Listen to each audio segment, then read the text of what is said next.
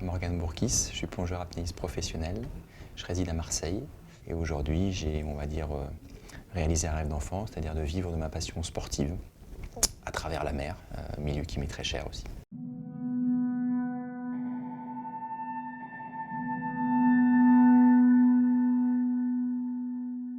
Est-ce que c'est possible de faire une interview en apnée?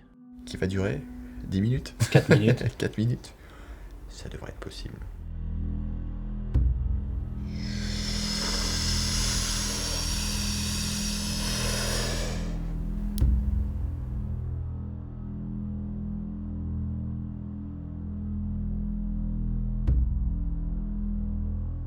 Quand vous étiez enfant dans la baignoire, est-ce que vous vous amusiez à arrêter de respirer le plus longtemps possible?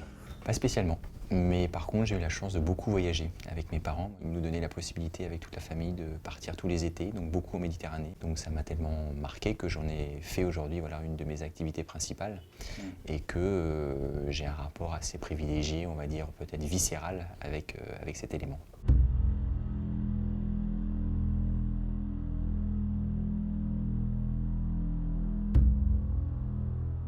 Expliquez-moi, c'est quoi un rapport viscéral avec la mer? C'est un besoin d'être à ses côtés, de pouvoir la voir, de pouvoir me plonger dedans, parfois de la goûter, de la boire aussi. Et c'est un rapport très physique et peut-être très charnel.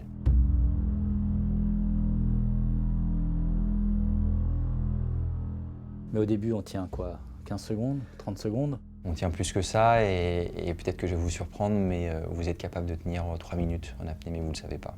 Votre corps est suffisamment adapté et bien fait pour tenir 3 minutes en apnée. Qu'est-ce qu'il faut faire alors? Il faut simplement apprendre à se relâcher, apprendre à bien ventiler et puis apprendre aussi à gérer l'envie de respirer. L'envie de respirer, on l'a tous, même nous, athlètes de haut niveau. Ces premiers signaux ne sont pas les signaux de la faim, tout simplement. Ce sont simplement des premiers signaux pour dire, bon, ça serait bien de commencer à respirer, mais il y a de la marge avant que les limites ne soient dépassées.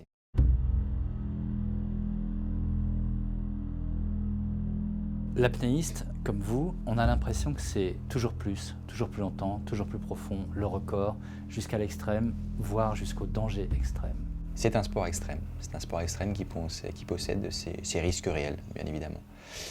Il y a eu, peut-être un peu moins aujourd'hui, mais il y a eu des courses au record, effectivement, qui ont mené à certains accidents. Mais c'est un peu le but quand même, d'aller toujours plus loin? Moi, personnellement, non.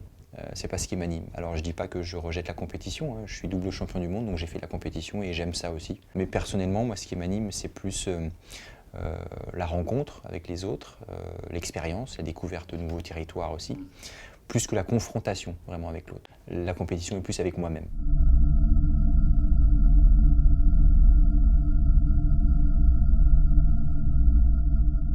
Les sensations sont extraordinaires. Vous pouvez trouver des mots pour nous décrire? C'est un véritable bouleversement sensoriel parce qu'on est hyper stimulé et donc du coup on ressent des choses très très fortes. Et donc du coup par rapport à ces sensations, l'émotion se mêle aussi. Donc on est dans un environnement en 3 dimensions. On se permet de voler, d'être à la fois attiré par le fond et de flotter en même temps. Donc on s'engouffre, on vole, on survole. Donc ce sont des sensations assez magiques et intenses. Est-ce qu'on peut dire que ça, là, les images qu'on voit, c'est votre élément? Complètement. Alors après, je ne considère pas cela comme une fuite du milieu terrestre, pas du tout. Je suis bien un terrien avant tout, il n'y a aucun souci là-dessus. Par contre, c'est mon élément parce que grâce, on va dire, à mes capacités, j'ai accès à quand même plus des 2/3 de la surface du globe. Donc la connaissance de ce milieu et de ses bienfaits et de son évolution a aussi une répercussion sur notre vie à nous, tout simplement.